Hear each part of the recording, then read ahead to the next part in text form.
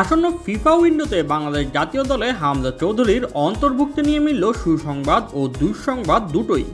সুসংবাদ হলো ইনজুরি কাটিয়ে হামজা এখন পুরোপুরি ফিট, ফলে মার্চের 2 ম্যাচেই মাঠে থাকবেন বাংলাদেশ ফুটবলের এই প্রাণ ভোমরা। তবে দুঃসংবাদ, হামজা ক্যাম্পে যোগ দিতে ঢাকায় আসছেন না। 22 মার্চ সরাসরি ভিয়েতনামে দলের সঙ্গে যোগ দেবেন তিনি, যা কিছুটা হতাশ করছে বাংলাদেশের ফুটবল সমর্থকদের। তবে হামজা না এলেও ঢাকায় ঠিকই আসছেন সৌমিত সোম, জায়ান আহমেদ, ফাহমিদুল ইসলামরা। এশিয়ান কাপ বাছাইয়ে বাংলাদেশের শেষ ম্যাচ 31 মার্চ সিঙ্গাপুরের বিপক্ষে। ঈদ উল ফিতরের আমেজের মধ্যেও 16 মার্চ থেকে শুরু হবে জাতীয় দলের ক্যাম্প। বসুন্ধরা কিংস অ্যারেনায় অনুশীলন করবে ফুটবলাররা। ক্যাম্প শুরুর আগের দিনই ঢাকায় পা রাখবেন সৌমিত সোম, জায়ান আহমেদ আসছেন 14 মার্চ এবং ফাহমিদুল ইসলাম ও তারিক কাজী আসবেন 16 মার্চ। ক্যাম্প শুরুর আগে সবারই মনে একই কৌতূহল জাগে, হামজা চৌধুরী কবে যোগ দেবেন দলে। সম্প্রতি চোট থেকে সেরে উঠে লেস্টারের হয়ে মাঠে নেমেছেন তিনি, তাই সিঙ্গাপুরের ম্যাচে খেলা নিয়ে তেমন সংশয় নেই। আন্তর্জাতিক বিরতির আগে 21 মার্চ ইএফএল চ্যাম্পিয়নশিপে শেষ ম্যাচ খেলবে হামজা চৌধুরীর লেস্টার সিটি।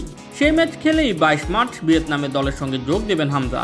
দলের বাকিরা অবশ্য ভিয়েতনামের উদ্দেশ্যে রওনা দেবেন 20 মার্চ। আজ অনুষ্ঠিত জাতীয় দল কমিটির সভা শেষে মিডিয়া কমিটির চেয়ারম্যান আমিরুল ইসলাম বাবু বলেন, ভিয়েতনামেই হামজা আমাদের সঙ্গে মিলিত হবে, ভিয়েতনামের বিপক্ষে খেলবেও।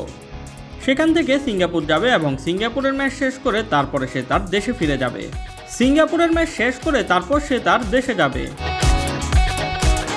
26 মার্চ ভিয়েতনামের বিপক্ষে প্রীতি ম্যাচ খেলবে বাংলাদেশ। পরদিনই এশিয়ান কাপ বাছাইয়ে নিজেদের শেষ ম্যাচ খেলতে পা রাখবে সিঙ্গাপুরে। 30 জন খেলোয়াড় নিয়ে ক্যাম্প শুরু হলেও 23 জন খেলোয়াড় যাবে সফরে। এছাড়া ঈদেও খেলোয়াড়রা ছুটি পাচ্ছেন না বলেই জানান আমিরুল ইসলাম বাবু। তিনি বলেন, আমাদের ক্যাম্পে 30 জন খেলোয়াড় থাকবে, 23 জন খেলোয়াড় নিয়ে আমরা ভিয়েতনামে যাব। ঈদের আগেই কিন্তু আমরা প্লেয়ারদেরকে ডেকেছি। আমরা ঈদকে প্রাধান্য না দিয়ে আমরা খেলাটাকে প্রাধান্য দিচ্ছি। কোনো অবস্থাতেই কোনো খেলোয়াড়কে ছাড়ব না। চুক্তি অনুযায়ী বাংলাদেশের ডাগআউটে এটাই হতে পারে কোচ হাভিয়ের ক্যাব্রেরার শেষ ম্যাচ। তবে চুক্তি বাড়ানো হবে কিনা সেই বিষয়ে এখনও কোনো আলোচনা হয়নি জাতীয় দল কমিটির মিটিংয়ে। ক্যাব্রেরাকে নিয়ে সিদ্ধান্ত আসবে সিঙ্গাপুরের বিপক্ষে ম্যাচের পরই।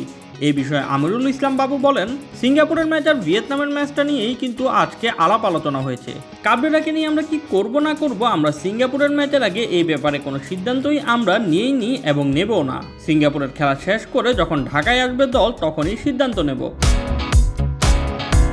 5 ম্যাচে 5 পয়েন্ট নিয়ে এশিয়ান কাপ বাছাইয়ে সি গ্রুপের টেবিলে 3-এ রয়েছে বাংলাদেশ। ঢাকায় সিঙ্গাপুরের বিপক্ষে প্রথম লেগে 2-1 ব্যবধানে হেরেছিল জামাল ভুঁইয়ারা। পয়েন্ট টেবিলের হিসাব ছাপিয়ে বাংলাদেশের সমর্থকদের প্রত্যাশা জয় ছিনিয়ে আনবে হামজা সৌমিতরা। Shoaib Shams, BD sports time.